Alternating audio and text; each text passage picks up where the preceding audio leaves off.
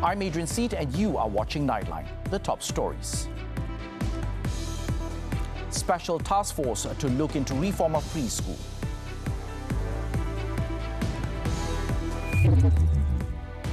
And a massive sweep to weed out illegals nets nearly 500 foreigners.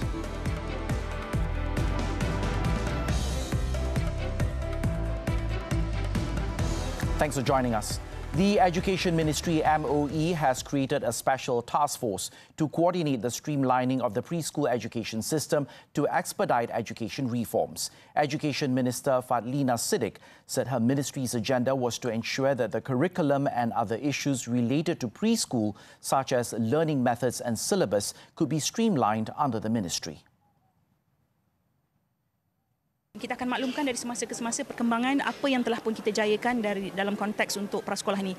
Antara lain adalah termasuk juga peluasan prasekolah yang juga kita akan bincangkan. Kemudian dari segi kualiti pendidikan prasekolah itu sendiri yang juga pastinya menjadi sebahagian daripada agenda reformasi pendidikan untuk menjayakan isu prasekolah ini. Fadlina, who is also Nibong Tebal MP, said this after officiating the closing ceremony of the Pulau Pinang School Management Board engagement session and handover of the early schooling aid check on Saturday. Communications Minister Fahmi Fadzil previously said the Cabinet on January the 24th had decided to streamline the preschool education system nationwide to ensure a more comprehensive early childhood education. The restructuring of the Technical Committee of the Malaysia Agreement 1963 MA63 Implementation Action Council is expected to be finalised this month. Now, according to the Deputy Prime Minister, Datuk Sri Fadila Yusof, the restructuring includes proposing the inclusion of 2 new members to represent Sabah and Sarawak in the respective committee. Yang ini akan dibawa ke Kabinet lah, tapi itulah cadangannya. Dalam strukturnya, ya. Dalam beberapa tu. Secepat mungkin, ya. Memorandum tu draft dah sedia, cuma akan dimasukkan untuk diedarkan. Dia ada proses lah. InsyaAllah diharapkan dapat diselesaikan dalam bulan Februari ini. Fadila said this after presenting Chinese New Year contributions and angpaos to senior citizens and persons with disabilities in the Matang area at the Sungai Tengah SUPP Hall in Kuching, Sarawak on Saturday. According to the restructuring draft, Entrepreneurship and Cooperative Development Minister Dato Iwan Benedict is recommended to represent Sabah, while National Unity Minister Dato Aaron Agodagang will represent Sarawak. Fadila, who is also Energy Transition and Public Utilities Minister, said the restructuring of the committee was done to replace the Minister in the Prime Minister's Department, Sabah, Sarawak Affairs and Special Functions, previously held by Dato Armizan Muhammad Ali. He added both representatives will assist him in addressing arising matters, including responding to questions in Parliament. According to Fadila, the negotiation regarding the MA63 issue involved 3 stages, namely the Implementation Action Council chaired by the Prime Minister Datuk Sri Anwar Ibrahim, the Premier of Sarawak Tan Sri Abang Johari Abang Openg and Sabah Chief Minister Datuk Sri Hajiji Noor. The second level is the Technical Committee, chaired by him, while the third is the Working Committee, which is represented by the government officials to discuss basic matters. A massive sweep dubbed Op Aman H to weed out illegals and curb criminal activities in Port Klang, Selangor on Saturday netted nearly 500 foreigners. The large-scale operation that has been ongoing for more than 2 weeks focused on areas with an influx of migrants.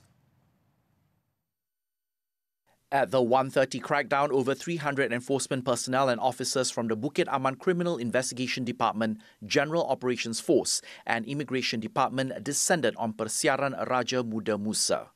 Several roads around the area were also cordoned off, with armed personnel keeping watch to prevent the foreigners from escaping the dragnet. It was believed that the area has seen a massive surge of migrants renting in the residential buildings as well as working in the shops and eateries within the location. Drones were also used by authorities to monitor and locate migrants hiding on rooftops. Several foreigners attempted to escape but were unsuccessful as the area had already been surrounded by authorities. At the end of the operation, hundreds of migrants of various nationalities, mostly from Nepal, Bangladesh and Indonesia, were seen forming long lines for inspections and documentation. A total of 281 individuals were found without valid travel documents, overstaying and committing other immigration offences.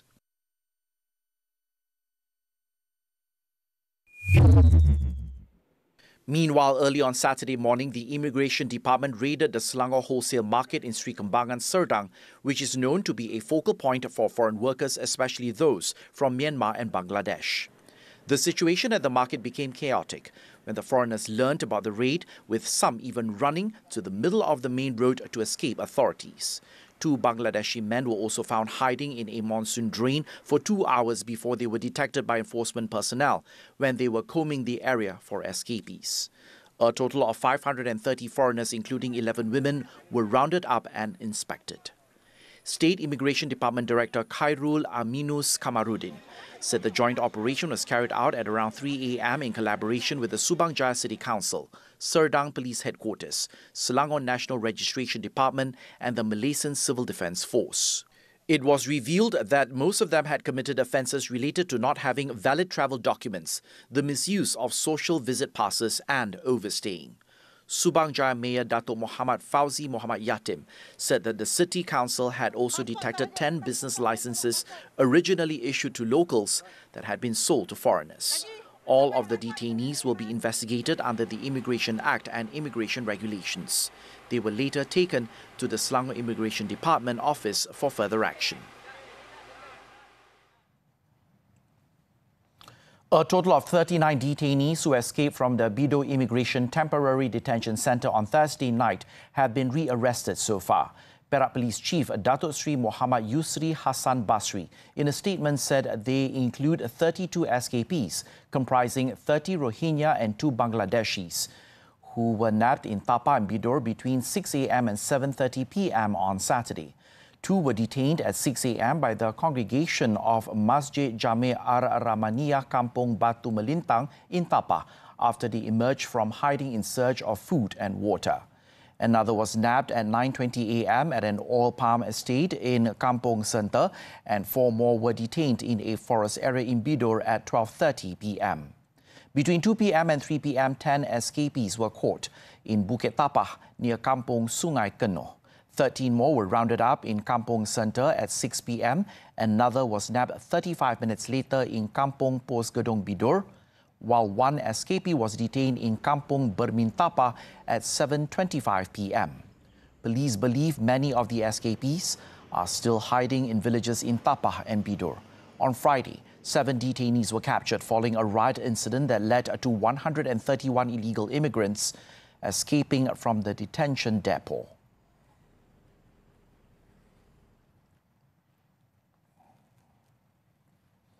In Melaka, Jonka Walk in Bandar Hilir comes alive with about 1,000 large lanterns, decorative lights and gateways adorning the popular heritage spot, creating a vibrant atmosphere for the upcoming Chinese New Year celebrations. Now, these festive decorations were also designed to attract tourists, in line with the Visit Melaka Year 2024 campaign. Jonka Walk Committee Chairman Dato' Gan Tien Lu said the mega decorations involved a cost of nearly 2 million ringgit contributed by various sponsors to this location, which will host the state-level Chinese New Year celebration on February 22nd. Visitors will also be welcomed by a giant dragon replica, which costs R500,000 ringgit and took 2 months to complete. Because of its immense size and length, the replica requires 180 individuals to parade it around Jonka Walk. Ini juga akan menjadi satu ikonik bagi negeri Melaka. Dan sekarang ramai sudah tertanya-tanya mana naga tersebut. So saya percaya sempena Tahun Baru Cina akan menarik lebih ramai pelancong masuk ke negeri ini. Speaking to reporters on Saturday, Gan said that a special Jonka Walk night market will also take place on Thursday, February 22nd, as opposed to the usual Friday to Sunday operations. He added that a giant bakul siam measuring 4.57 meters in height and 2.44 meters in width will also be placed next to the main stage of Jonka Walk. The giant traditional basket was specially brought from Yongchun, China, in conjunction with the 50th anniversary of Malaysia-China diplomatic relations. I'm hoping it should be good. It should be very festive. A lot of lanterns all over, people, and they're playing the music. I think it's great. It's great. I love it here. The committee aims to welcome 1 million domestic and international visitors to Jonka Walk during the 15-day period from February the 10th in conjunction with the Chinese New Year until Chap Go Mei celebration on February 24th. Various cultural and arts performances have been lined up to enhance the experience of the visitors. US retaliatory strikes in Iraq killed at least 16. News from the foreign front when we return. Bola mata dibuang demi menyelamatkan nyawa. Masa dia masih pakai mata palsu yang lama tu sebab dia macam saiz dia tak okey kan. Dia pergi mana-mana ada orang macam aged. Angkara kanser mata hidup berubah selamanya. Kalau ada pada parents, maknanya adik-beradik dia pun ada risiko. Hello Doktor membawa topik kanser mata pada Ahad 5.30 petang di TV3 dan stream juga melalui Tonton.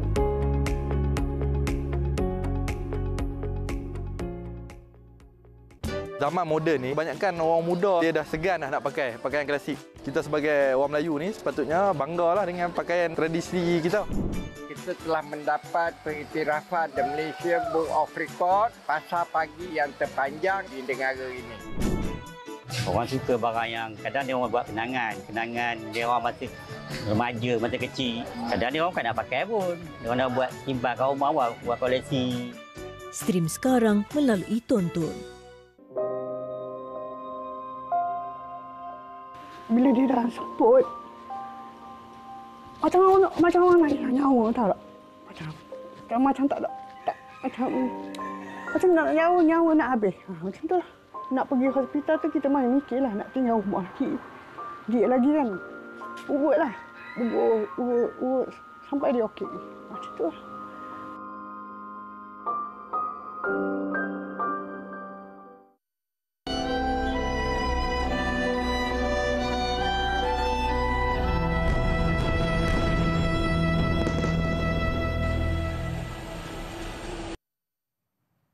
Welcome back.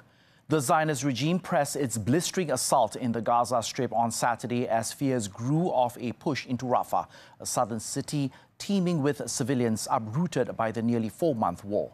The health ministry in Gaza said more than 100 people were killed across the Palestinian territory overnight, most of them women and children. The attacks in the eastern part of Rafah have killed at least 24 people as a constant barrage of airstrikes and tank fire also rocked Khan Yunis. Civilians who fled to Rafah have been pushed up against the border with Egypt, trying to avoid parts of the city exposed to the fighting in nearby Khan Yunis. Meanwhile, the United Nations humanitarian agency OCHA said it has and was deeply concerned about the escalation of hostilities in Khan Yunis that has pushed more and more people south. At least 27,238 people have been killed and 66,452 have been wounded in the Zionist attacks in Gaza since October the 7th. As the Zionist rampage continues, residents of Rafah gathered to assess the damages and aftermath of a Zionist airstrike that hit a house in the southern Gaza city of Rafah, killing at least 14 people. يا رب اقف معانا يا رب وخلصنا وانصرنا يا الله. معي خليهم يتنازلوا وخلونا نخلص من هالشغله. هيك دمار شامل حرام يعني حرام والله العظيم حرام. الدنيا تدمرت كلها، اولادنا ماتوا، بناتنا ماتوا، وصغارنا ماتوا، اطفالنا ماتوا. طفله صغيره لسه مالهاش اسبوعين ماتت شهيده برضه. كبير وصغير وكله. العالم كلها مشرتحه وكل العالم مربطه. جابوا غزه في الشمال والشمال ودوها على غزه وجابوا من الدير عند خانوسه قيت بقول لهم روح على الدير مرمطونا شرتحونا معي عاد.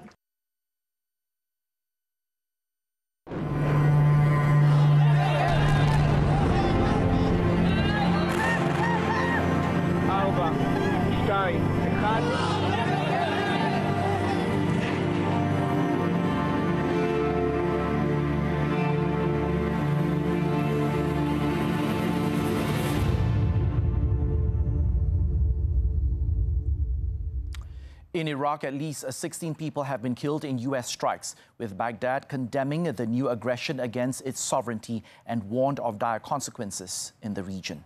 According to a government spokesperson, civilians were amongst those killed, and at least 25 others were left wounded in the bombings that targeted both civilian and security areas. In a statement, it said the aggressive strike will also put security in Iraq and the region on the brink of the abyss. It then denied Washington's claims of coordinating the airstrikes with Baghdad as false and was aimed at misleading the international public opinion. The United States, in the meantime, warned of more retaliatory strikes after it hit Iran-linked targets in Iraq and Syria overnight in response to an attack that killed American soldiers in Jordan.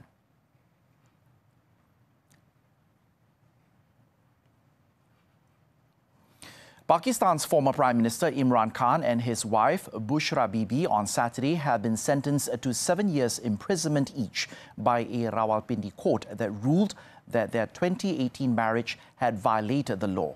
The two were also fined around $6,000 each. The verdict was announced by senior civil judge Kudratullah after the complaint was filed by Bushra's former husband Kawa Farid Maneka, who called their marriage un-Islamic and illegal in a makeshift court located at the Adiala district jail. Bushra was accused of not completing the waiting period mandated by Islam called Iddat after divorcing her previous husband and marrying Khan. The couple signed their marriage contract in January 2018 in a secret ceremony 7 months before the charismatic former cricket superstar became Prime Minister for the first time, and there was controversy over whether they had wed before the period was complete. Khan, however, said that the case was filed to humiliate and disgrace both him and his wife Bushra Bibi. This was the third adverse ruling against the embattled former Prime Minister this week and comes ahead of national elections on Thursday that he is barred from contesting.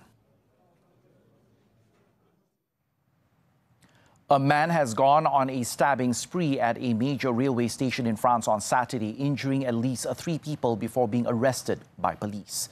Now, the attack took place at the Gare de Lyon railway station in Paris around 8 a.m. local time, leaving 1 person with serious injuries to the abdomen and 2 others lightly wounded.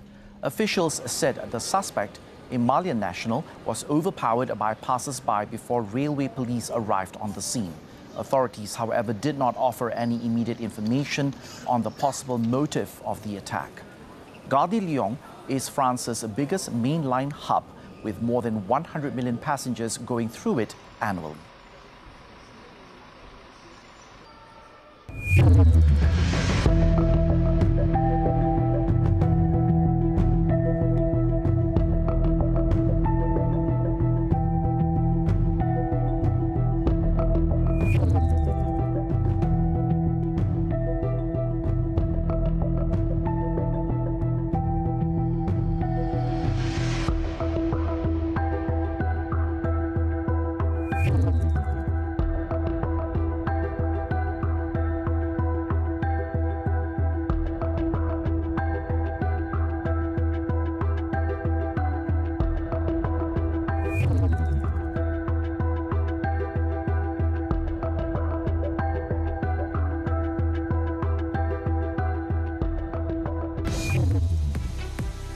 Azizul Hasni wins gold in Track Nations Cup. Sports after this breather.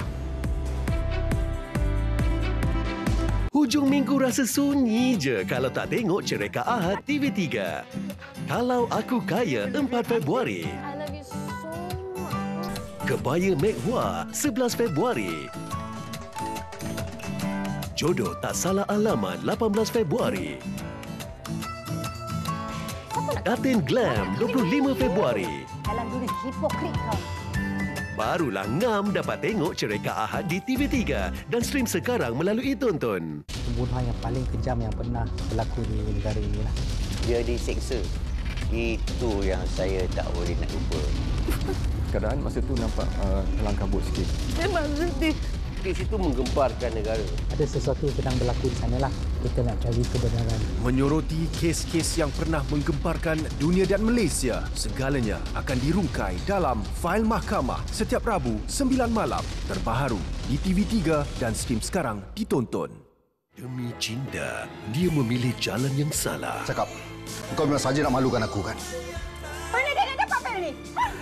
Tapi anak tu tak berdosa je. Di tengah kegelapan, Dania menemukan cahaya dalam doanya. Dania tak nak duduk sini. Saya dekat sini sebagai pembimbing.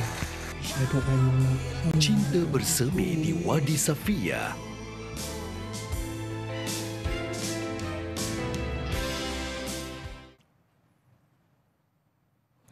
We're back with sports. National track cycling star Azizul Hasni Awang showed no signs of health issues after blazing the track to a stunning K-Rin win in the first leg of the UCI Track Nations Cup on Saturday.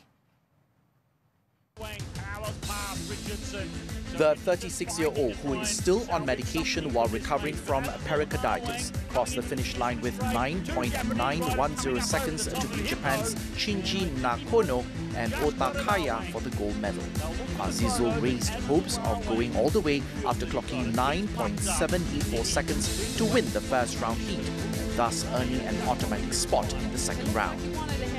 In the second round, the former Karen world champion crossed the line third, behind Australian Matthew Richardson, and second place Zhu Chenxi of China to advance to the main top six final. Azizul then used his experience to outwit his rivals and come out on top, despite starting the race on the rails in the final. Mohammad Fadil Zonis also rode in the men's Karen, but his campaign ended in the first round repechage.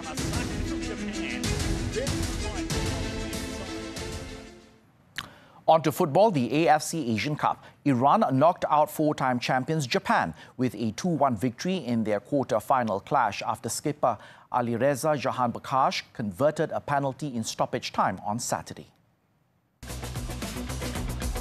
Japan took the lead through Hidemasa Morita, who made a run past four defenders before beating Alireza by run bar. Iran, however, equalized 10 minutes into the second half when Sadar Azmoun slipped in Mohammad Mohidi and he beat and exposed Zion Suzuki with a clinical first-time finish. With the match tied at 1-1 and headed to extra time, Japan's Ko Itakura made a mess of a clearance in the 94th minute where he tripped Hussein Kanani in the box, and Jahan Bakash stepped up to blast the ball into the top corner, drawing a loud roar from the Iranian fans in the arena. Iran will find out their semi-final opponents later on Saturday when defending champions Qatar take on Uzbekistan.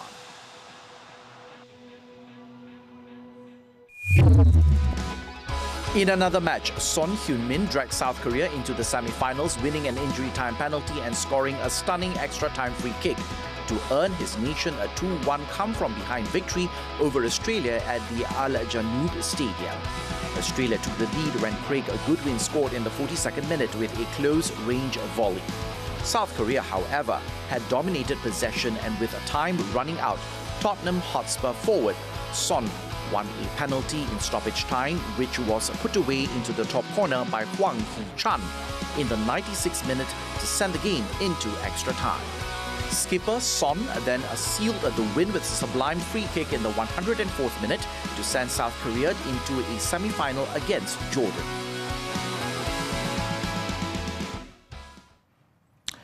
On to tennis, the Open Sud de France. Top seed Holger Rune overcame a tight battle against Michael Mmo in the quarterfinals, defeating the American in straight sets.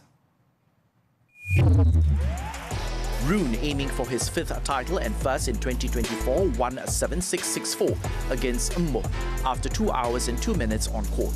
The 20-year-old maintained his momentum, winning 16 of his 18 first serve points in the second set to reach his second semi-final of the season.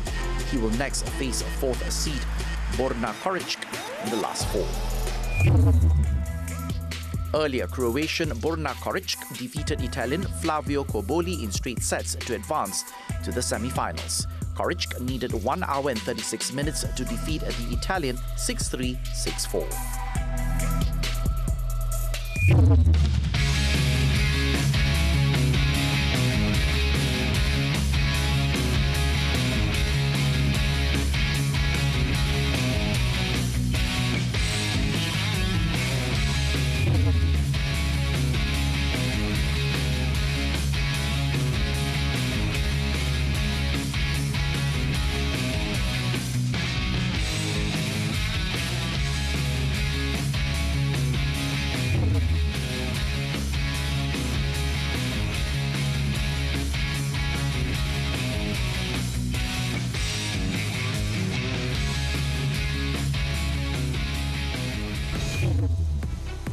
Up next, 2 trailer drivers killed in SevenVehicle crash. Stay with us.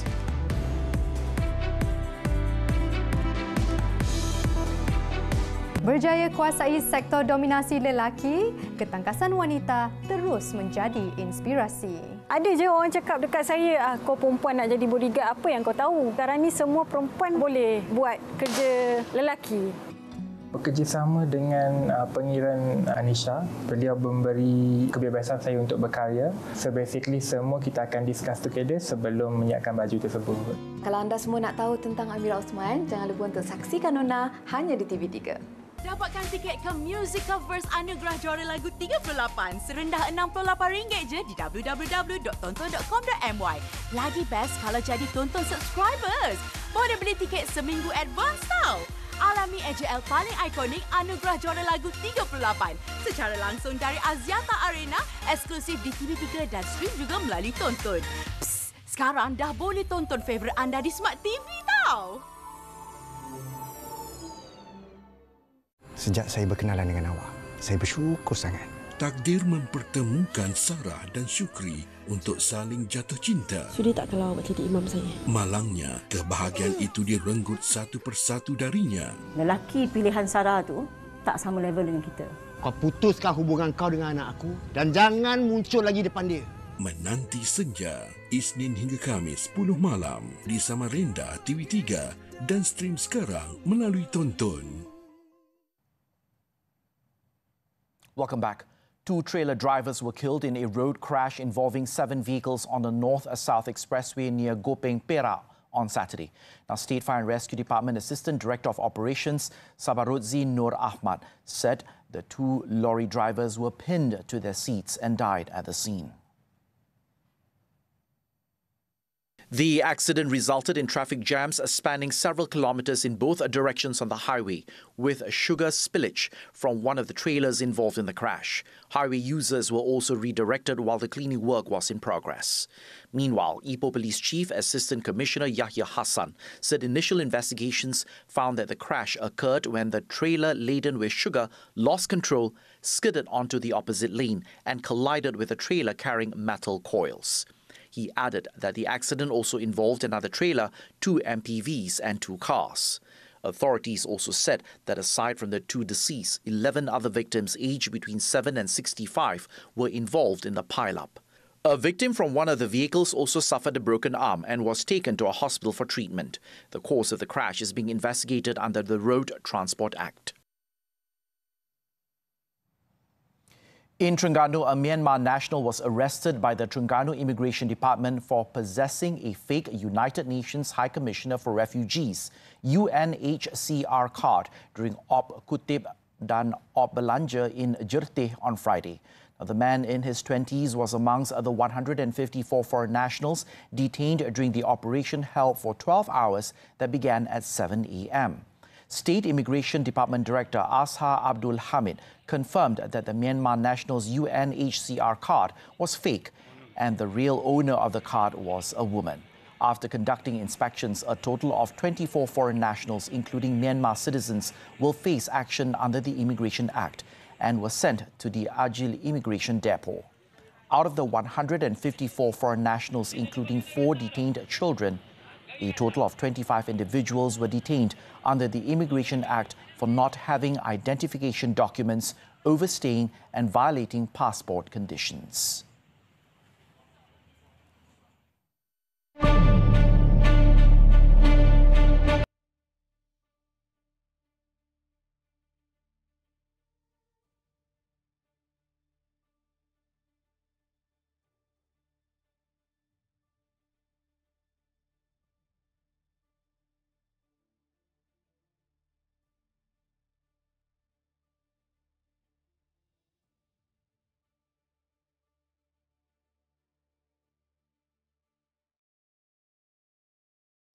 And as we wrap up Nightline this time around, let's take a look as Shanghai's Yuyuan Garden lit up with dragon lanterns to celebrate the upcoming Lunar New Year, the Year of the Dragon.